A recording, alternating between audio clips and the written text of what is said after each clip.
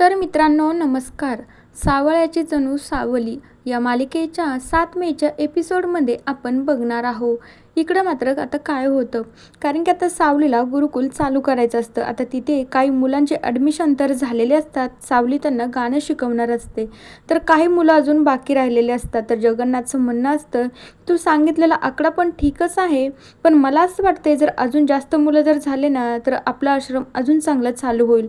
तर सावली म्हणू लागते, हो बाबा ते पण खरंच आहे. आता हे सगळं बोलणं अभिरनं ऐकल्याच्या नंतर अभिरने लगेच ओवीला कन्फर्म केलंय की माझेही आता लवकरात लवकरच आश्रम म्हणजेच गुरुकुल चालू करणार आहे बरं का, तू पण तुझ्या काकूला घेऊन ये. ओवीला पण आनंद होतो.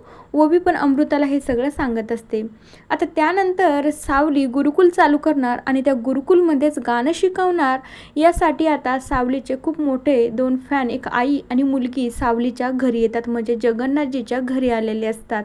आता ते आल्याच्या नंतर बसतात. आता सावलीला तर ते अगोदरच माहीत असतात, पण आता हे सगळं सावलीचा भूतकाळ अभिरला काहीच माहिती नसतो.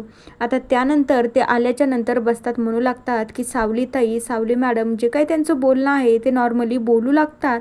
तर जगन्नाथ सावली ना खूप घाबरून जातात. आता जर अभिरला काही कळालं ना तर आपलं काही खरं नाही. हा मुलगा अगोदरच असा खोल गोष्टीमध्ये त्याला इतका इंटरेस्ट आहे की ते खूप बुडाच्या गोष्टी विचारतोय. आता जर त्याला हे माहीत झालं ना त्याला सगळं सत्य सांगावंच लागेल. त्यानंतर आता त्या म्हणू लागतात की काय सावलीताई, आम्हाला ना माझ्या मुलीचं ना तुमच्याकडं ॲडमिशन करायचं आहे. तुम्ही खूप छान गाणं शिकवता बरं का, मी ना तुमची खूप मोठी फॅन आहे. तर आता त्या बाईची मुलगी पण म्हणू लागते, हो हो मी पण तुमची खूप मोठी फॅन आहे. मला ना तुमचा आवाज इतका आवडतो ना, तुम्ही फार सुंदर गाणं गाता. आता तिथं उभा असणारा अभिर म्हणू लागतो, काय माझ्या आईची फॅन आहात का तुम्ही दोघी पण? काय तुम्ही काय बोलताय, काय मला कळतच नाही. काय माझी आई कुठली हिरोईन वगैरे आहे का? तर तेवढ्या वेळामध्ये त्या दोघीजणी म्हणू लागतात, काय अजून तर तुला काहीच माहिती नाही याबद्दल? तर आता त्यांचं तसं बोलणं ऐकून सावली आणि जगन्नाथला खूप मोठा धक्का बसतो. ते फक्त एकमेकांकडे बघू लागतात. त्यांच्या डोक्यात असा विचार चालू होता, जे आपण बघितलं होतं ना ते आता होणारच आहे. कारण की जे व्हायचं नव्हतं ना ते तर आता कन्फर्मच आहे की यांच्याकडून आपल्या अभिरला सगळं काही माहिती होणार आहे. आणि मग त्या अभिरला सांगू लागतात. तर त्या म्हणू लागतात, तुला माहिती आहे का अभिर, एका काळी ना तुझी आई फेमस गायिका होती. इतका गोड त्यांचा आवाज, इतकं छान गाणं गायच्या त्या. आणि तेव्हापासून आम्ही दोघीजणी ना त्यांचे खूप मोठे फॅन आहोत. त्याच्यामुळे तर मी यांच्याकडे आले आहे ना की माझ्या मुलीला ना गुरुकुलमध्ये यांच्याकडेच मला गाण्याचा क्लास लावायचा आहे. तर अभिरच्या डोक्यात प्रश्न पडतो, माझ्या आईच्या ह्या फॅन आहेत. माझी आई एकेकाळी खूप मोठी गायिका होती, म्हणजे मला याच्याबद्दल काहीच कसं माहिती नाही, मला आईनं का सांगितलं नाही. अभिरच्या डोक्यात आता एकच प्रश्न निर्माण झालेला असतो. दुसरीकडे मोनिका, राजकुमार आणि त्रिलोत्तमा जेवण करण्यासाठी बसलेले असतात.